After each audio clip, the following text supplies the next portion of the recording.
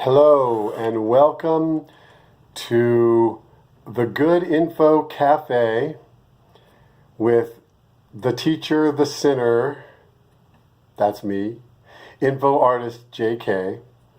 So welcome to all the candid and humble, all the regular folks around the world, the we the people worldwide, the sinners seeking good, people who know they're sinners but they're seeking good, or when they do something wrong, they look for, they make up for it and ask for forgiveness. And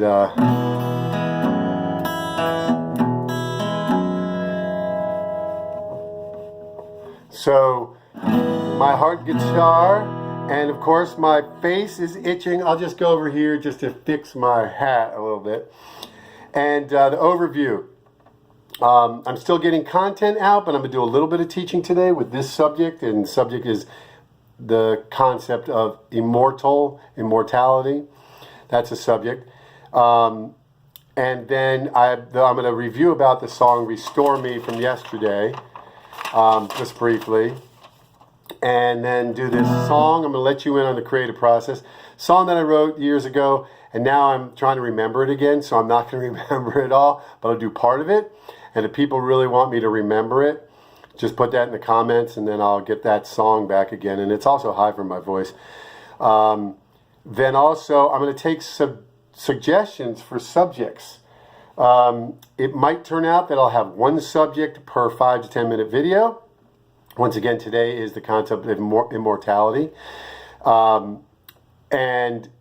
And so you put it out there, and then I'll collect them.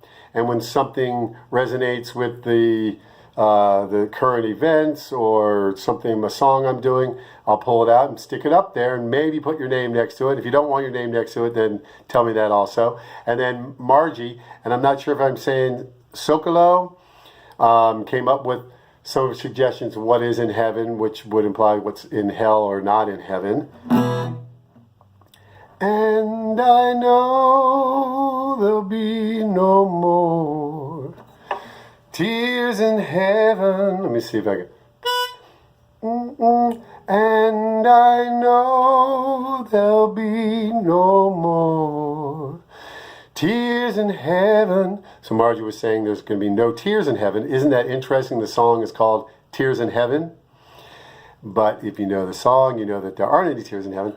And also want to remember to think about the mother of Connor, the boy who fell out of the 53rd floor apartment building that was Connor's mother, the mother that Eric Clapton had Connor with, a friend of hers. And it might have been nannies were around or maids were around and fell out, and it's horrible. He was 4 years old. But think about the mother grieving too. A lot of people thought about Eric Clapton, which is good. And then this great song, which he wrote with Will Jennings. But I'm not going to play that song. I'm going to do this one. And anyway. So I can't remember all the chords, so you're going to get part of it.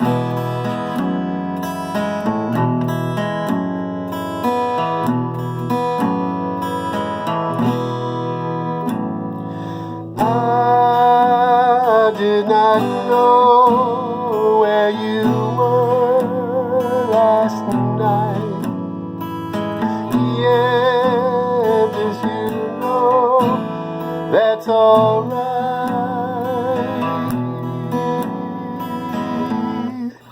'Cause I don't know that chord. 'Cause we are one. I hear that hum. That we, I think it might be, 'cause we are one. There it is. I hear that hum. That we sing. Our love will bring it out. Let it ring, let it ring, let it ring, let it ring. That's that bridge day. I can't remember the chords. So I'll look them up if somebody's interested in that song called A Step Each Day, which could be very relevant to this.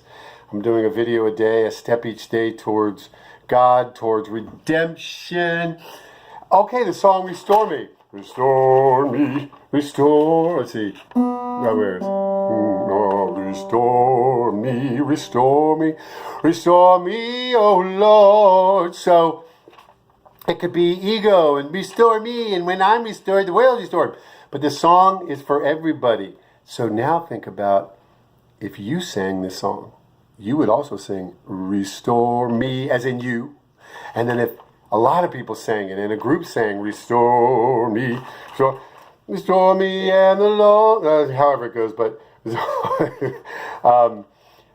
restore me and the Lord restores the world, restore me and the Lord restores the world. Struggle every day, Lord. Ooh, that's a good beat. I struggle every day, Lord, to walk with you in truth. Say love your enemies. I find that hard to do. I find so hard to do. Caught between eternities, so thirsty for the King. I see the day when on our knees we sing. So if a lot of people sang it, God gave me the song. I came up with it, but it's for everybody, so I have no problem. And also you people who sing it along. The ones who like to sing, sing along. Like ones who like to do rhythm. Restore me, restore me, restore me, and the Lord, restore me, and da-da-da-da. Whatever, it's my song. Well, I wrote it. I'm giving it to the world. Then also, yes, immortal. So here we go. The focus for today. Where are we? I don't always get it right. Focus, the theme, the subject, the topic for today.